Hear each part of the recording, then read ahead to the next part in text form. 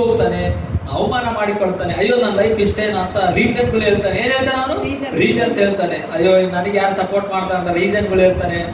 ಇವ್ರು ಅವ್ರು ಹಿಂಗ ಅಂತಾರಂತ ರೀಸನ್ಗಳು ಹೇಳ್ತಾನೆ. ಇವ್ರು ಹಂಗಂತಾರೆ ರೀಸನ್ಗಳು ಹೇಳ್ತಾರೆ. ಹೇಳಿ ಹೇಳಿ ಹೇಳಿ ಹೇಳಿ ಏನಾಗ್ತಾರೆ, ತನ್ನ ಆಸೆ ಆಕಾಂಕ್ಷೆಗಳೆಲ್ಲ ಏನ್ ಮಾಡ್ತಾರೆ ಗೊತ್ತಾ? ಸಾಯಿಸ್ಕೊಳ್ತಾರೆ. ಏನ್ ಮಾಡ್ತಾರೆ?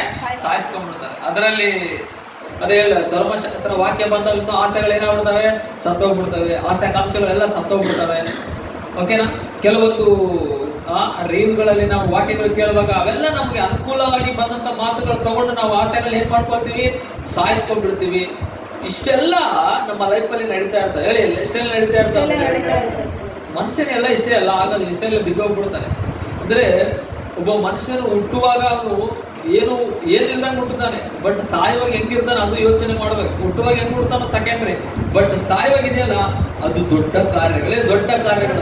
ನೋಡಿ, ಉದಾಹರಣೆ ನೋಡಿ, ಪುನೀತ್ ರಾಜ್ಕುಮಾರ್ ಹುಟ್ಟುವಾಗ ಜಸ್ಟ್ ನಾರ್ಮಲ್ ಆಗಿ ಹುಟ್ಟಿದ, ನಮ್ಮ ಹಂಗೆ ಹುಟ್ಟಿದ. ಬಟ್ ಅವ್ನು ಸಾಯುವಾಗ ಇಡೀ ಇಂಡಿಯಾ ದೇಶ ಏನಾಯ್ತು?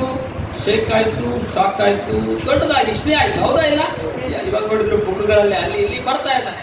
ಅಂದ್ರೆ ಅವನು ಹುಟ್ಟಿದ್ದು ಒಂದು, ಸತ್ತ ಮೇಲೆ ಮತ್ತೊಂದು ಆಯ್ತು. ಅರ್ಥ ಆಯ್ತು ನಿಮಗೆ?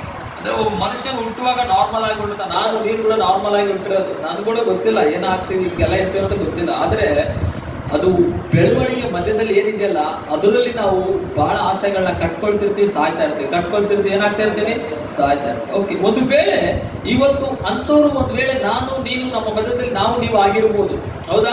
ಕೆಲವೊಂದು ನಂಬಿಕೆ ಹೋಪ್ಸ್ಗಳು ಬಿಟ್ಬಿಡ್ತೀವಿ, ಆಸೆಗಳನ್ನ ಬಿಟ್ಬಿಡ್ತೀವಿ, ಕನಸುಗಳನ್ನ ಬಿಟ್ಬಿಡ್ತೀವಿ. ಅವೆಲ್ಲ ಬಿಟ್ಟಂತ ನಮಗೆ ದೇವರು ಇವತ್ತು ಮತ್ತೊಂದು ಬಾರಿ ಎಚ್ಚರಿಕೆ ಕೊಡ್ತಾ ಇದ್ದಾನೆ. ಕಳೆದ ಮರವು ಯಾವ ರೀತಿ ಚಿಗುರುತ್ತೇನೆ ಎಂದು ನಿರೀಕ್ಷಿಸ್ತದ್ದು ಇವತ್ತು ತಿರುಗಿ ನೀವೇನ್ ಮಾಡ್ಬೇಕಂತ ಗೊತ್ತಾ? ನಂಬಬೇಕಂತ ಹೇಳಿ, ನಂಬಬೇಕಂತ. ನಿಮ್ಮ ಆಸೆಗಳು ಆಕಾಂಕ್ಷೆಗಳು ಬಯಕೆ ಏನಿದೆಯಲ್ಲ ತಿರುಗಿ ಅವೆಲ್ಲದ್ರ ಕಡೆ ನಂಬಿಕೆ ಇಡಬೇಕಂತ ಹೇಳ್ತಾರೆ. ಏನೇ ಹೇಳ್ತಾ ಇದ್ದಾನೆ ದೇವರು? ಎಲ್ಲರ ಕಡೆ ಏನ್ ಮಾಡ್ಬೇಕಂತೆ? ನಂಬಿಕೆ. ಒಂದು ವೇಳೆ ನಿನ್ನ ಆಸೆಗಳು ಏನಾಗಿದೆ, ಆಕಾಂಕ್ಷೆಗಳು ಏನಾಗಿದೆ, ಬಯಕೆ ಏನಾಗಿದೆ, ಏನಿದೆ ಅವೆಲ್ಲದರ ಮೇಲೆ ತಿರುಗಿ ನೀನು ನಂಬಿಕೆ ಇಡು. ಯಾಕೆಂದ್ರೆ ನೀನು ಏನು ಕಳೆದುಕೊಂಡಿದ್ಯಲ್ಲ ಅದನ್ನೆಲ್ಲ ನಾನು ರಿಟರ್ನ್ ಮಾಡಿದ್ದೆ. ಏನು ಸಾಧನೆ ಮಾಡ್ಬೇಕು ಅನ್ಕೊಂಡಿದ್ಯಾ ಆಗಿಲ್ಲ ಅಂದ್ರ ಅದನ್ನ ನಾನು ಮತ್ತೆ ನಿನಗೆ ಸಹಾಯ ಮಾಡ್ತೀನಿ. ಏನ್ ನೋಡ್ಬೇಕು ಅನ್ಕೊಂತಾ ಇದೆಯಲ್ಲ ಅದು ನೋಡ್ಲಂಗ ಆಗಿದೆಯಲ್ಲ ಅದನ್ನ ತಿರುಗಿ ನಾನು ನಿನಗೆ ಕಟ್ಟಿಕೊಡ್ತೀನಿ ಎಂಬುದಾಗಿ ಸ್ವಾಮಿ ಅಂತಾರೆ. ಯಾಕಂದ್ರೆ ಬೈಬಲ್ ನಮಗೆ ಸ್ಪಷ್ಟವಾಗಿ ಹೇಳಿ, ಬೈಬಲ್ ನಮಗೆ ಸ್ಪಷ್ಟವಾಗಿ ಹೇಳುತ್ತೆ. ಯಾಕೆ ಏನಂತ ಹೇಳುತ್ತೆ ಗೊತ್ತಾ? ಒಂದು ಮರ ಹೇಗೆ ಕಡಿಯಲ್ಪಡ್ದಾಗ ಅದನ್ನ ನಿರೀಕ್ಷಿಸ್ತದೋ ನಾವು ಕೂಡ ನಿರೀಕ್ಷೆ ಉಳ್ಳವರಾಗಿರ್ಬೇಕು. ನಾವು ನಿರೀಕ್ಷೆ ಉಳ್ಳವರಾಗಿರ್ಬೇಕು. ಏನಾಗಿರ್ಬೇಕು ನಾವೆಲ್ಲ?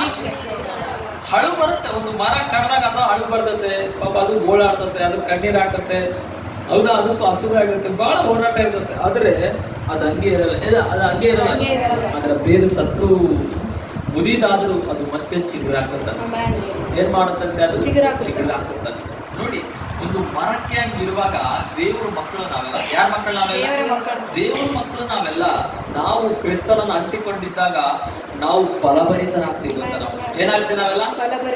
ಒಂದು ವೇಳೆ ಈ ದಿನ ನಮ್ಮ ಜೀವನದಲ್ಲಿ ಗಾಯಗಳಾಗಿರ್ಬೋದು, ಅವಮಾನಗಳಾಗಿರ್ಬೋದು, ನಿಂದೆಗಳಾಗಿರ್ಬೋದು, ತಳ್ಳಲ್ಪಟ್ಟಿರ್ಬೋದು, ನಷ್ಟ ಆಗಿರ್ಬೋದು, ಫೈನಾನ್ಷಿಯಲಿ ಸೋತೋಗಿರ್ಬೋದು, ಅದ್ರ ದೇವ್ರ ವಾಕ್ಯ ಏನ್ ಹೇಳ್ತದೆ ಗೊತ್ತಾ? ಇವತ್ತು ಆ ನೀರಿನ ವಾಸನೆಗೆ ಆ ಮರ ಏನಾಗುತ್ತಂತೆ? ಚಿಗುರಾಕಿ ಮರದಾಗಿ ಬೆಳೀತಂತೆ. ವಾಕ್ಯ ಅಂದ್ರೆ ನೀರು. ನೀರಂದ್ರೆ ವಾಕ್ಯ ಅಂತೇಳಿ, ನೀರು ವಾಕ್ಯ. ಆ ವಾಕ್ಯ ಅಂದ್ರೆ ನೀರು ಅಂದ್ರೆ ವಾಕ್ಯ. ಈ ವಾಕ್ಯವನ್ನು ಕೇಳ್ತಿರುವ ನೀನು ಏನಾಗ್ತಿ ಅಂತ ಗೊತ್ತಾ? ಇವತ್ತು ಚಿಗುರಾಗ್ತಿ. ಮತ್ತೆ ಚಿಗುರಾಗ್ತಿ. ಏನಾಗ್ತೀನಿ ನಾನು? ಚಿಗುರು. ನಿನ್ನ ಆಸೆ ಆಕಾಂಕ್ಷೆ ಬಯಕೆ ಏನಿಲ್ಲ ಇದೆಯಲ್ಲ ಅವೆಲ್ಲದಕ್ಕೆ ತಿರುಗಿ ನೀನ್ ಚಿಗುರಾಕ್ಲಿಕ್ಕಿರ್ತೀನಿ.